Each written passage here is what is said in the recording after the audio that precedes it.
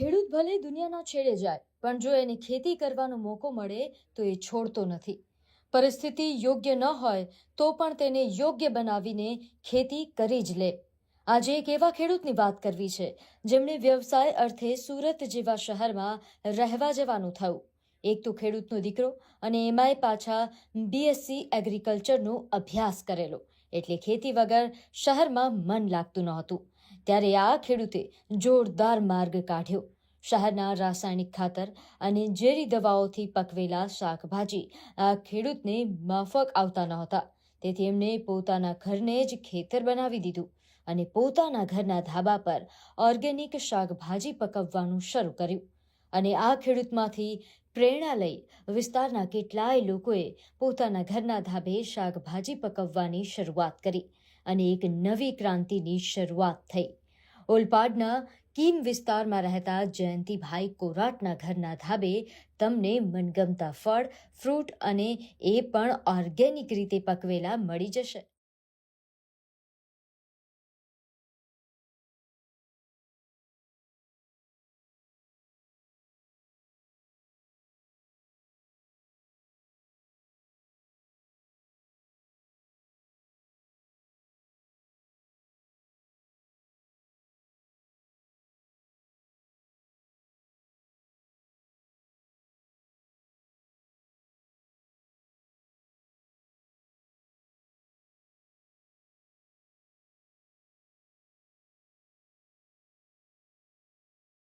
આપ જે આ સુંદર બગીચો નિહાળી રહ્યા છો તે જયંતિભાઈ કોરાટનું ઓલપાડના કીમ ગામે આવેલું આવાસ છે.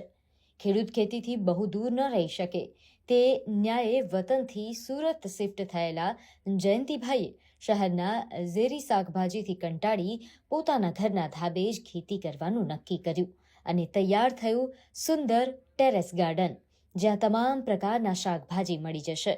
એક પણ રૂપિયાના ખર્ચ વિનાની ખેતી એટલે ટેરેસ ગાર્ડન. ટેરેસ ગાર્ડનમાં 30થી વધુ પ્રકારના સિઝનેબલ શાકભાજી અને ફળ ઉછેરવામાં આવે છે. માટી વિના જયંતિભાઈ પાણીમાં ઇઝરાયલ પદ્ધતિથી ટેરેસ ગાર્ડન ખેતી કરે છે. તો મૂળ બીએસસી એગ્રીકલ્ચર કરેલું એટલે મને ખેતીમાં પહેલેથી જ રસ, અને અમારા બાપ દાદાનો ધંધો એ ખેતી જ છે. અને પછી અહીં સિટીમાં આવ્યા પછી દવા અને ખાતરવાળું બધું મળે, તો કેમિકલ વગરનું મળે, કારણ કે આપણે અનુભવ છે એટલે એનો ઉપયોગ કર્યો. અને આ બધું કોઈ પણ જાતની દવા કે ખાતર વાપરતા નથી. કિચન વેસ્ટ આવે જે આપણે શાક સુધાર્યું હોય, ફળાદી સુધાર્યા હોય, બધું આમાં નાખીને એનું ખાતર કરી નાખવાનું. અને એમાં જ વાવી છીએ એટલે આપણે દવાની જરૂર નથી પડતી અને ખર્ચો પણ નથી થતો. અને દરરોજ લગભગ અઠવાડિયે 1-2 વખત આપણે શાક આનું થઈ જાય.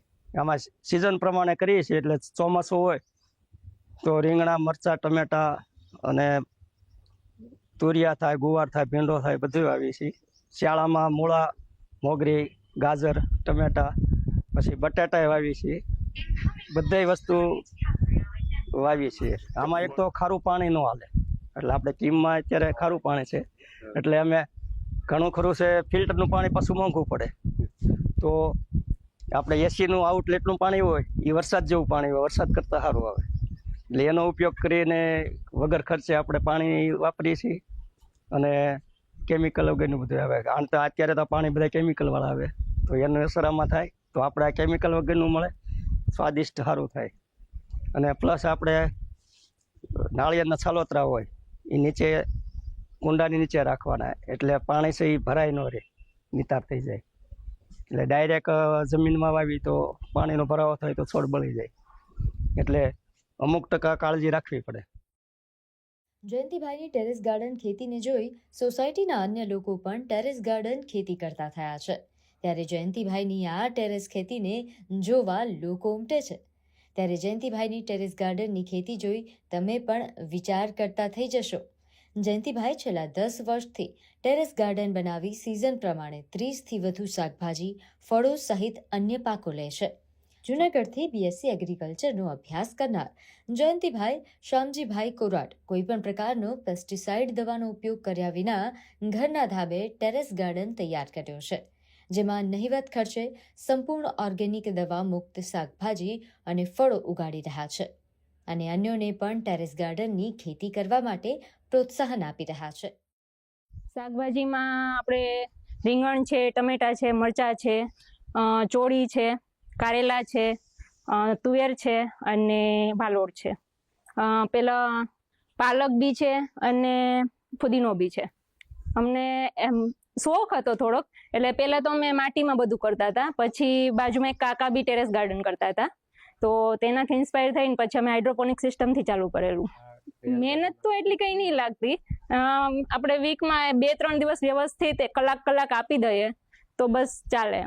એટલી બધી મહેનત બી નહીં જોતી, અને આપણે સારા તાજા અને હેલ્ધી આપણે આ રીતના ખાઈ શકીએ, આપણે ઉગાડેલા જ આપણી ટેરેસ પર. જયંતિભાઈ 1 પણ રૂપિયાનું ખર્ચ કર્યા વિના ઝીરો બજેટ ટેરેસ ગાર્ડનની ખેતી કરી રહ્યા છે. તૂટેલા ટબ, પ્લાસ્ટિકના કેરબા વગેરેમાં છોડનો ઉછેર કરવામાં આવે છે.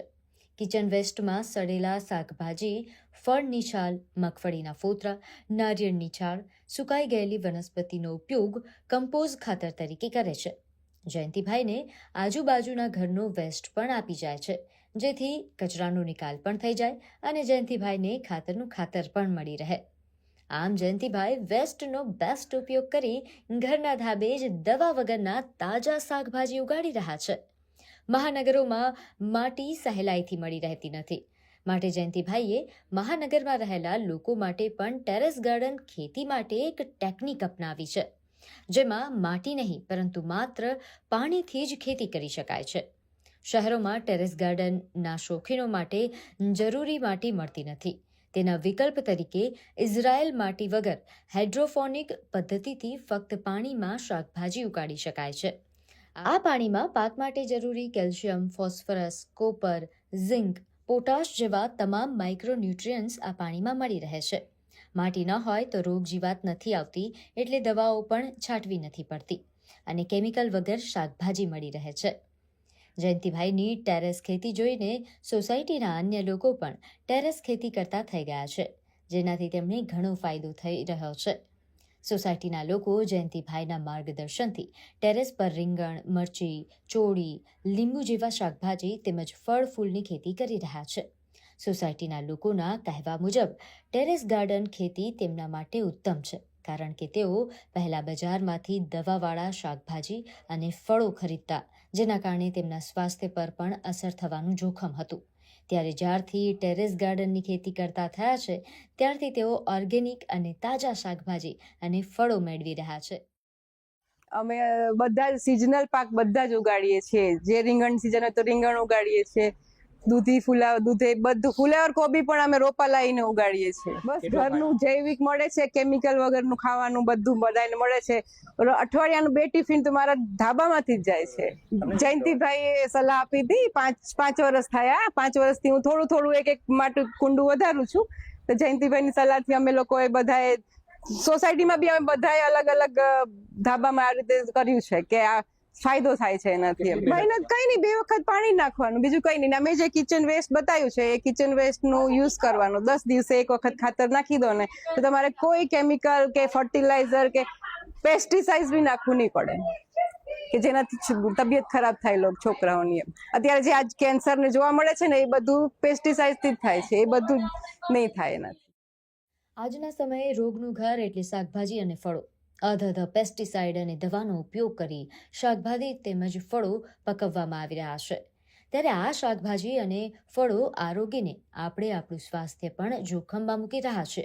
ત્યારે આવા સમયે જયંતિભાઈ દ્વારા કરવામાં આવતી ટેરેસ ગાર્ડન ખેતી લોકો માટે બેસ્ટ ખેતી સાબિત થઈ રહી છે. જયંતિભાઈની પ્રેરણાથી લોકો ઝીરો બજેટ ઉત્તમ ટેરેસ ખેતી કરતા થયા છે. ત્યારે ટેરેસ ગાર્ડન ખેતી કરનારા તેના ફાયદાઓ ગણાવતા પણ થાકતા નથી. જયંતિભાઈનું આ ધાબા પરનું પોતાનું ખેતર આપને કેવું લાગ્યું? કોમેન્ટમાં જરૂર જણાવજો. જય જવાન, જય કિસાન, જય વિજ્ઞાન.